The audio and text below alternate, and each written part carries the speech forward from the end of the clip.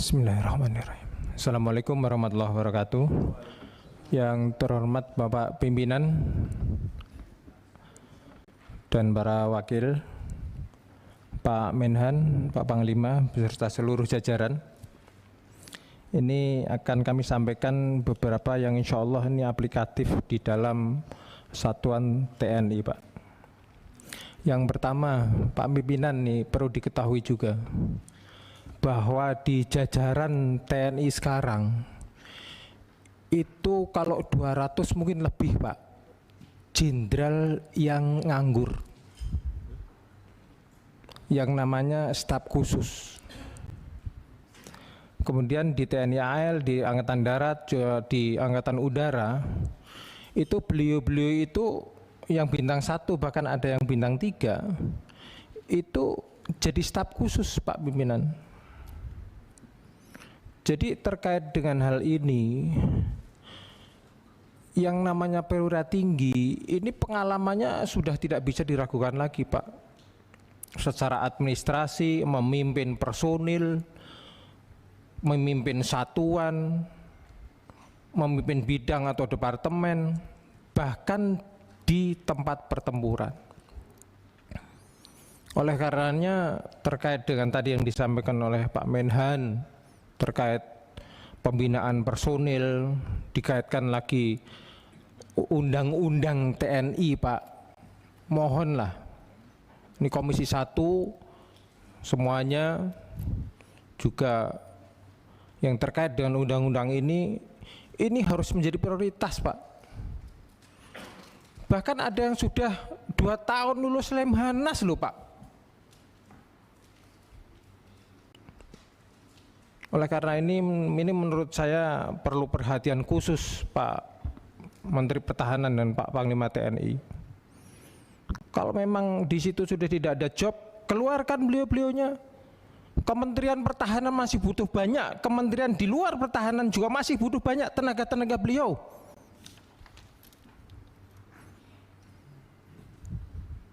Saya mantan tentara, Pak, pernah jadi bupati. Jujur saja, saya juga plonga-plongo jadi bupati karena emang nggak pernah dibekali untuk menjadi bupati itu ilmunya kayak apa. Nah ini kalau misalkan perwira tinggi ini segera mungkin diperbantukan ke kementerian atau departemen yang non pertahanan, harapan kami sekalian aja jadi wasrek di situ, Pak, untuk membantu Pak Presiden sekarang ini yang komitmen untuk memberantas korupsi. Sayang sekali jenderal Lemhanas lagi yang sudah 2 tahunan lebih pada parkir. Ini mungkin perlu jadi catatan tersendiri Pak Pimpinan dan juga Pak Menhan, izin. Yang selanjutnya yang kedua, saya tertarik tadi yang disampaikan oleh Pak Menhan tentang rencana pembentukan 100 batalion teritori pembangunan, Pak, ya. Tadi Bapak menyebutkan di situ ada kompi, 1 batalion itu ada kompi perikanan, peternakan, pertanian dan lain sebagainya. Ini sangat dahsyat, Pak. Dan saya yakin kenapa punya rencana kayak gini, ini Bapak pasti akan mengaplikasikan cita-cita besar Pak Presiden di mana menginginkan mempunyai cita-cita besar Indonesia punya ketahanan pangan, bahkan swasembada.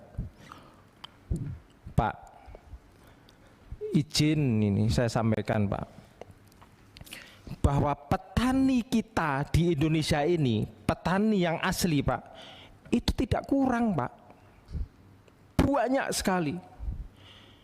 Tapi problem-problem dasar mereka sebagai petani asli yang ada di seluruh Indonesia ini memang sama sekali tidak terbackup dan tidak terbantu oleh pemerintah. Contoh satu, Pak, pupuk sajalah harus berapa ribu kali lagi, berapa juta ribu kali lagi petani itu jerit gara-gara hanya kurang pupuk. Dan ini nggak mungkin kita nggak tahu, itu nggak mungkin. Yang kedua, masalah benih, ketersediaan benih. Yang ketiga, masalah ketersediaan pestisida atau obat-obatan untuk pertanian. Yang keempat, masalah penyuluh pertanian. Satu orang penyuluh pertanian ini Pak, itu bisa mengcover 3 kecamatan. Lah bisa kerja dari mana? Yang paling sadis lagi ini Pak, pada saat mereka panen malah impor datang. Saran aja Pak, yang 100 batalion ini mbok di link up-kan saja Pak untuk jadi penyuluh pertanian yang langsung terjun bareng sama petani. Bukan saya tidak setuju masalah pembukaan lahan baru Pak, bukan. Tapi saya informasikan kepada Bapak bahwa berapa banyak kepala daerah di seluruh Indonesia ini yang menghantam saja AMDAL yang harusnya daerah hijau babat jadi perumahan. Berapa banyak? Ini harusnya tanggung jawab pemerintah juga. Tapi karena punya kewenangan yang begitu dahsyat si kepala daerah ini, akhirnya udah 14. Dan ini semakin lama pasti lahan pertanian akan habis Pak. Mohon untuk dipertimbangkan Pak usulan kami itu, sehingga keterlibatan 100 batalion teritorial pembangunan ini betul-betul bisa manfaat luar biasa Pak. Karena saya sendiri tidak menginginkan untuk gagal. Yang ketiga Pak, saya tertarik tadi yang Bapak sampaikan bahwa keterbukaan dan transparansi dalam penganggaran di Kemenhan dan seluruh angkatan. Tadi juga Bapak menyampaikan tidak akan mengajukan anggaran kalau tidak ada review pertama dari BPKP.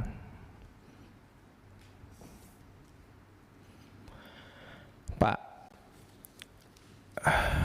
di satuan-satuan bawah unit organisasi, apakah di Kasal, apakah di darat atau di Angkatan Udara, masih banyak Pak peralatan-peralatan yang dongkrok karena kekurangan alat atau tidak bisa merawat.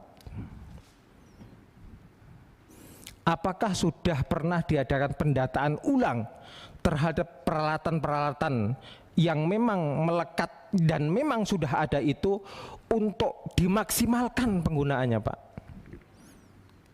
Sayang sekali kalau misalkan ada anggaran baru untuk beli tapi alat yang sudah ada sendiri yang harusnya bisa dipakai itu malah nggak kepake. Atau bahkan misalkan ada 10 heli yang ada senjatanya cuma 3, yang lainnya belum ada.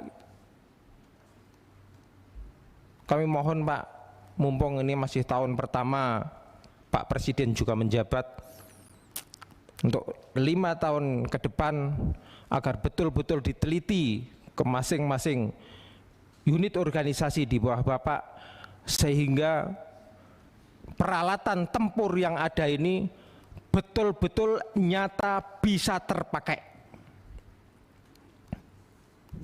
Jangan sampai yang sudah ada, yang sudah kebeli, ada yang tidak bisa kepakai atau tidak maksimal, malah beli yang baru. Kami sangat mendukung untuk keterbukaan atau transparansi dalam bidang anggaran Pak.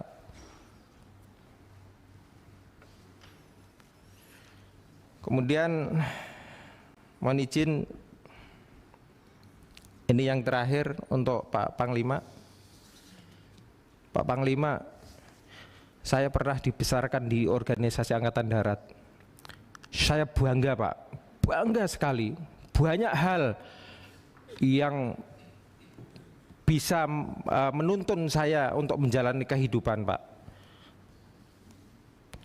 Ini masalah netralitas Pak. Netralitas TNI ini saya sampaikan pimpinan, ini udahlah tidak ada duanya. Netralnya luar biasa. Saking netralnya, mendekat ke tempat TPS saja takut. Ini beberapa poin Pak yang Bapak tadi sampaikan. Upaya mitigasi konflik, penguatan penegakan hukum, tegas terhadap penyimpangan pelaksanaan pilkada seperti money politik, black campaigns dan lain-lain. Pak, sekarang itu zaman demokrasi Indonesia yang sekarang, demokrasi yang terjadi sekarang kan kita ngerti semua Pak, bagaimana dalam tanda kutip brutalnya di media ini yang lagi kencang-kencangnya ini Pak, katanya ada partai baru. Apa partai baru? Partai coklat. Nggak mungkin kalau kita nggak tahu kok. Nah, mau sampai kapan netralitas TNI ini Pak? Saya tahu Pak, netralitas TNI dalam politik itu netralitas untuk negara. Faham Pak. Tapi kalau pencetakan pimpinan-pimpinan yang melalui demokrasi ini melahirkan pimpinan yang nggak benar, mau sampai kapan? 2/3 dari kepala daerah yang ada di Indonesia itu ketangkep hukum loh Pak. 2/3-nya, sisa 1/3 aja karena belum atau mungkin karena nggak keambil. Lah ini sampai kapan TNI netral itu sampai kapan? Kalau netral dalam artian pilihannya silahkan, tapi kalau misalkan sudah di depan mata ngelihat ada penyimpangan, apa undang-undang TNI yang bisa dipegang? Tangkep Pak.